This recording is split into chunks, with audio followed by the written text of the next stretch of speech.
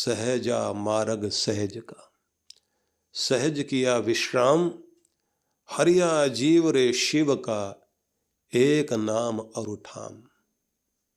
हरिया राजस्थान के संत हुए हैं, प्यारे संत हुए हैं। उन्होंने ये कहा कि एक नाम और एक ठाम, एक नाम का सहारा लें, एक मंत्र, एक संत, एक ग्रंथ, एक पंथ और एक ही कंत। इष्ट देव एक, गुरु तुम्हारा, उसके प्रति भी एक निष्ठा, अपने मंत्र के प्रति निष्ठा, वफादारी इतनी जैसे आपके प्राण वफादारी करके आपको रात दिन आप लापरवाही भी कर रहे हो तो आपका साथ देते हैं। सांस चल रहा होता है, अपने गुरु के प्रति श्रद्धा, अपने धर्म के प्रति श्रद्धा, अपने नियम के प्रति श्रद्धा। इसलिए जो ये कहते हैं ना, साधो सहज समाधि भली, ये जो सहज रूप से आप करते करते और जोर न लगाएं, निष्ठा के साथ प्रेम पूर्ण ढंग से अपनी भक्ति करते करते सहज समाधि घट जाए जीवन में। वो घटती है तब जब आप अपनी भक्ति करते करते प्रेम पूर्वक चलते चले जाएं, चलते चले जाएं, चलते चले जाएं, और जब भगवान में खोने लग जाते हैं तो यहाँ खोजना छोड़ दे आदमी और खोना शुरू कर दे। तो ये बात कमाल की है कि खोजने से नहीं मिलता, लेकिन खो जाने से मिल जाता है। वो खो जाना जो है बस वही सहज समाधि है। साधो सहज समाधि भली, गुरु प्रताप जा दिन से उपजी, दिन दिन अधिक चली। दिन दिन अधिक चली मतलब हर दिन और अधिक होती चली गई, क्योंकि गुरु के प्रताप से ही उत्पन्न हुई। गुरु ही ये लगन लगाएगा, जो पहुंचा हुआ वही पहुंचा सकता है, जिसको आता है वही बता सकता है, जो मस्तिष्क में जो स्पष्ट होता है वही स्पष्ट ढंग से समझा भी सकता है।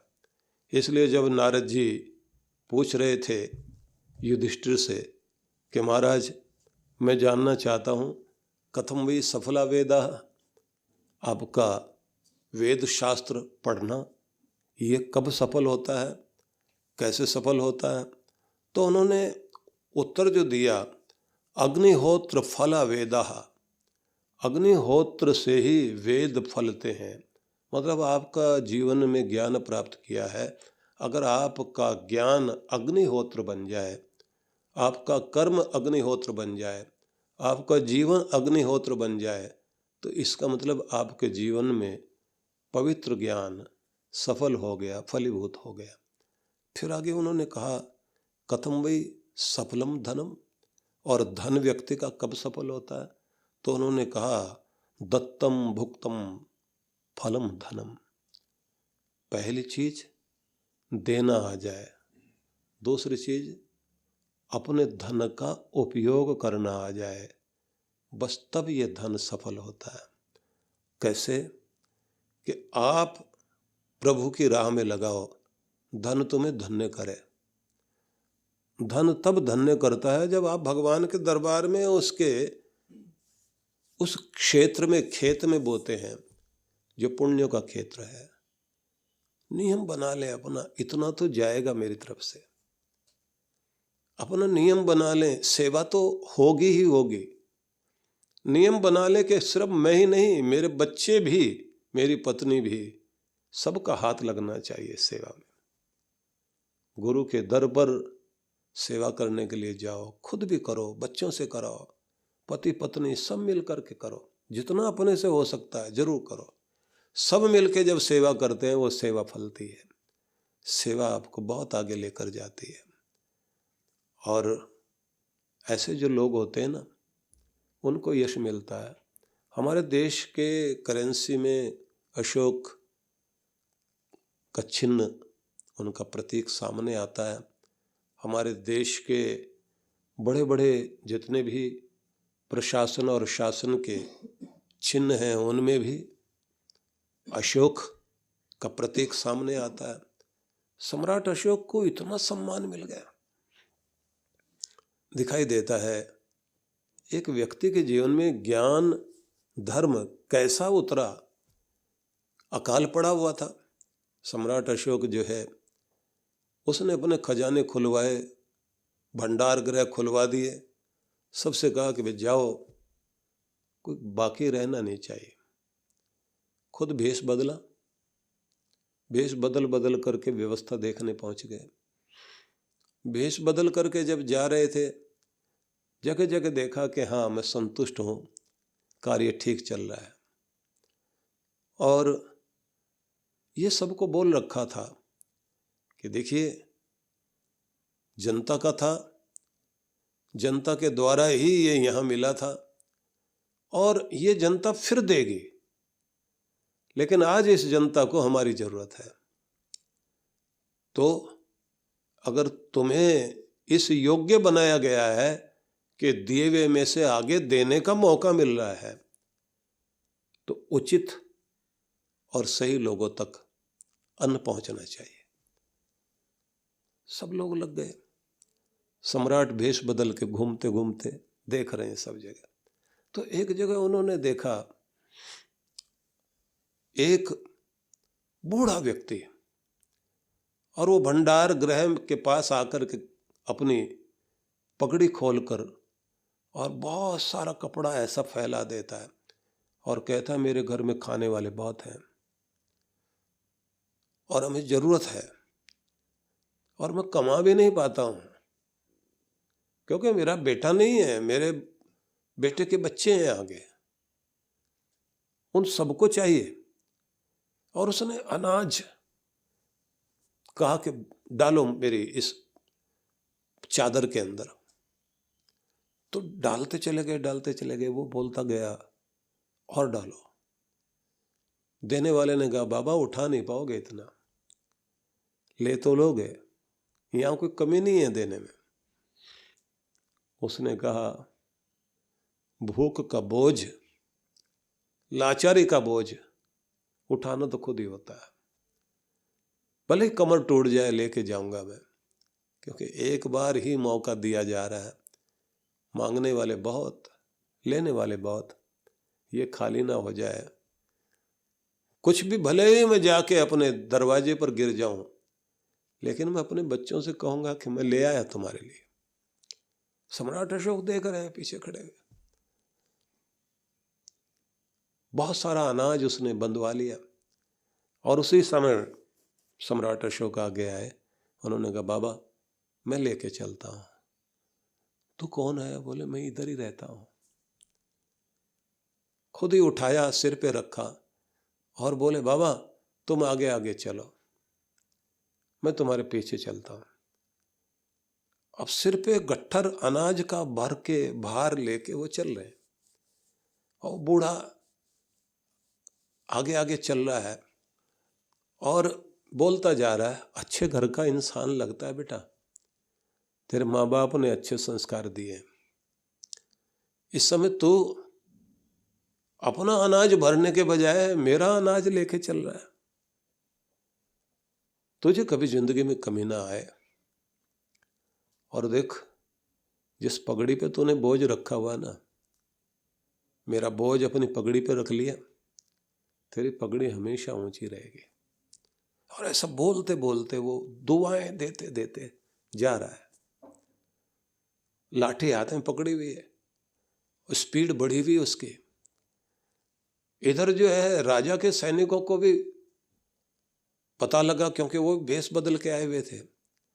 वो भी पीछे पीछे, कोई और अनहोनी ना हो जाए, कोई राजा को पहचान ले, वो भी पीछे पीछे आ गए। उन्होंने आकर पीछे पीछे, जैसे राजा ने इशारा किया तो वो रहे तो पीछे, लेकिन लोग तमाशा देखने के लिए साथ साथ चल रहे हैं। इधर उसका घर आ गया, एक टूटा सा पुराना सा मकान। वहां जाकर इस बूढ़े ने कहा बस यहाँ अंदर रख दो। और जब वो सामान रखने लगा तो उसकी पगड़ी उतर गई और देखा तो सम्राट खड़ा है। बूढ़ा आदमी तन के खड़ा हुआ, उसने वहां की विधि व्यवस्था के अनुसार उसको सल्यूट किया और बोले राजा साहब आप यहां लेकर आए इतने बड़े राजा होकर? बोले मैं इतना बड़ा क्या, छोटा राजा भी नहीं, वो बोले मतलब?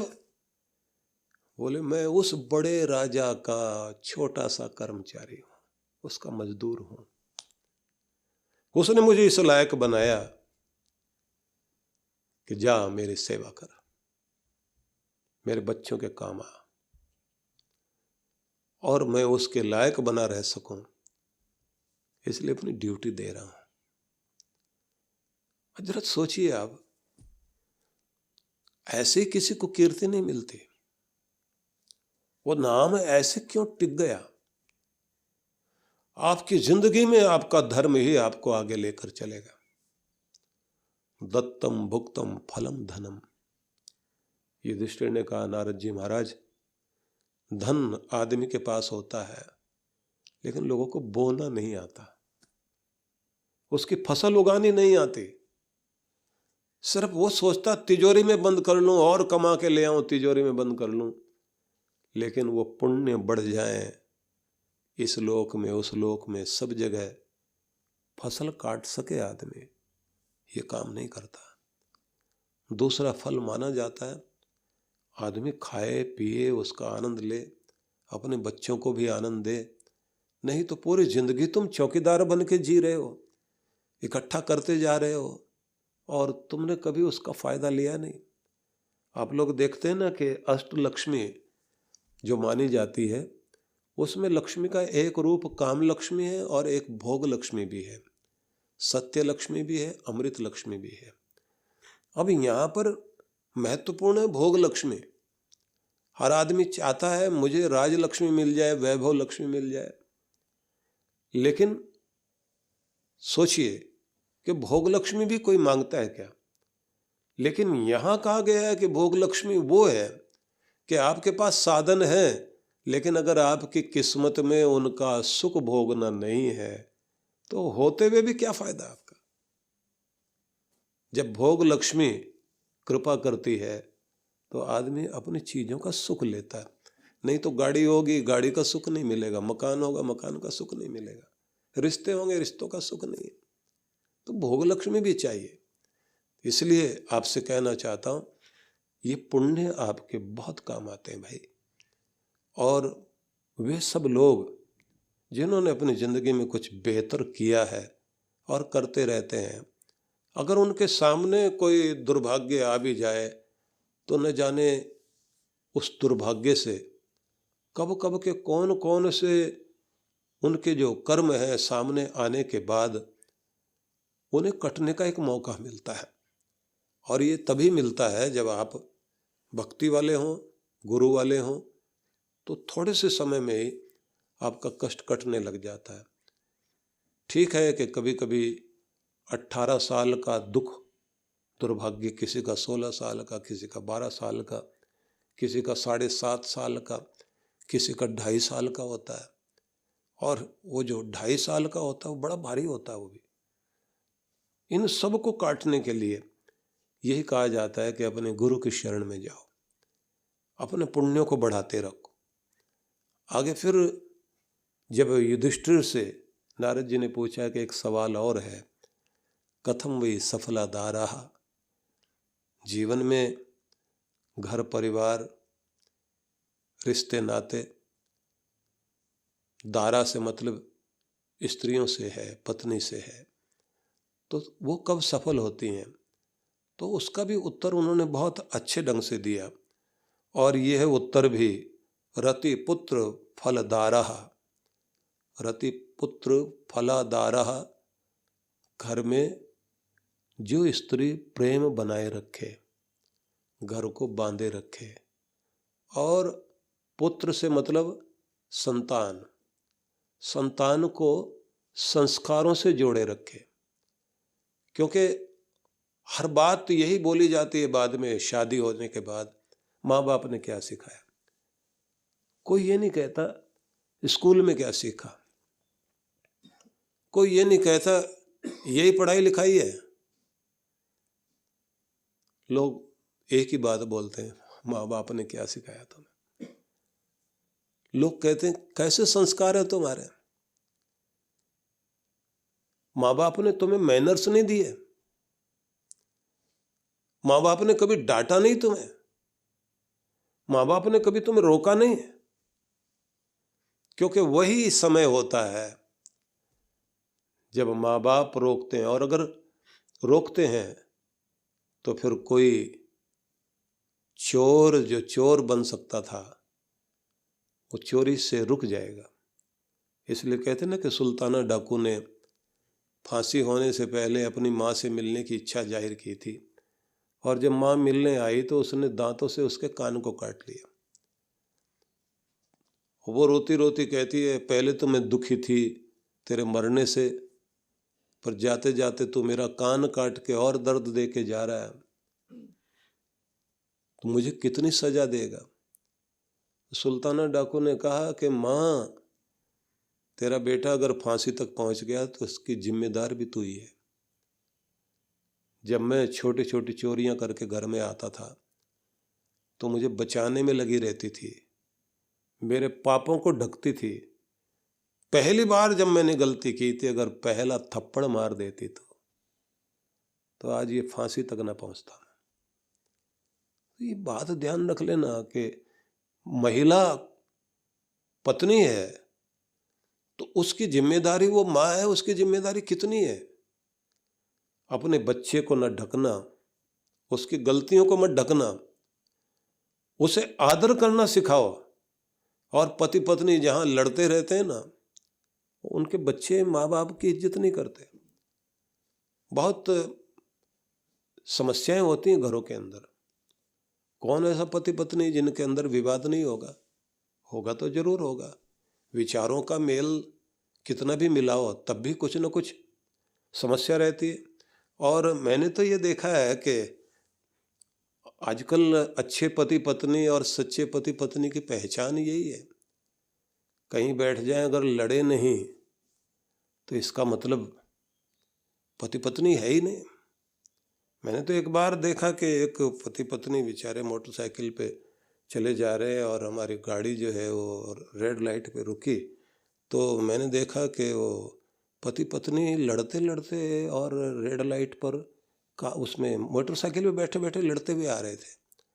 और पति जो है वो पीछे हेलमेट पहना हुआ उसने, और पीछे मुड़ के जोर से बोलता था कुछ, और वो छोटा सा रुमाल लिए हुए आंसू पहुँचती थी और फिर भड़क के 4 सुनाती थी उसको। तो मैंने अपने ड्राइवर से कहा, मैंने कहा देखो कितना सदुपयोग कर रहे हैं समय का ये लोग। अपनी यात्रा भी करते जा रहे हैं, लड़ाई भी लड़ते जा रहे हैं, टाइम कम है इनके पास में। और कमाल की बात ये, वो ड्राइवर बोला जी घर की लड़ाई चौराहे तक ले आए। मैंने कहा नहीं, टाइम का बहुत अच्छा सदुपयोग कर रहे हैं। बोले ये पति पत्नी है क्या? मैंने कहा सच्चे पति पत्नी है, क्योंकि कहीं भी बैठ जाए लड़े नहीं तो फिर क्या पति पत्नी हुए। लेकिन उस लड़ाई का मतलब यह बात ध्यान रख लेना, बच्चों को संस्कार देना है, एक हो जाओ और आदर करना सिखाओ। पत्नी आदर करना सिखाए अपने पति का कि नहीं ऐसे नहीं बोला जाता, और पति को भी कोशिश करनी पड़ेगी कि देख बेटा माँ के साथ ऐसे नहीं बोलते। अगर आप दोनों एक हैं तो आपके घर के संस्कार ठीक बने रहेंगे और आपके बच्चे में वो चीज दिखाई देगी। युधिष्ठिर महाराज ने कहा कि नारद जी, किसी गृहिणी की सफलता घर में प्रेम को रिश्तों को बनाए रखना, अपने पति के प्रति प्रेम को बनाए रखना और अपने बच्चों के अंदर संस्कार बनाए रखना, यह सफलता है। उन्होंने फिर पूछ लिया, कथम वही सफलम श्रुतम? किसी का सुनना, ज्ञान प्राप्त करना, वो कब सफल होता है? तो सब पर चर्चा हम लोग करेंगे। देखिए विश्व विख्यात संत परम पूज्य श्री सुधांशु जी महाराज के पावन सानिध्य में भक्ति सत्संग कार्यक्रम रूपरेखा, शुक्रवार दिनांक 23 सितंबर 2022, समय सायं 5 से 7 बजे तक। भक्ति सत्संग कथा स्थल Takshashila auditorium, Maheshwari public school, sector 4, bus stand के पास, जवाहर नगर, जयपुर। आयोजक विश्व जागृति मिशन, जयपुर मंडल।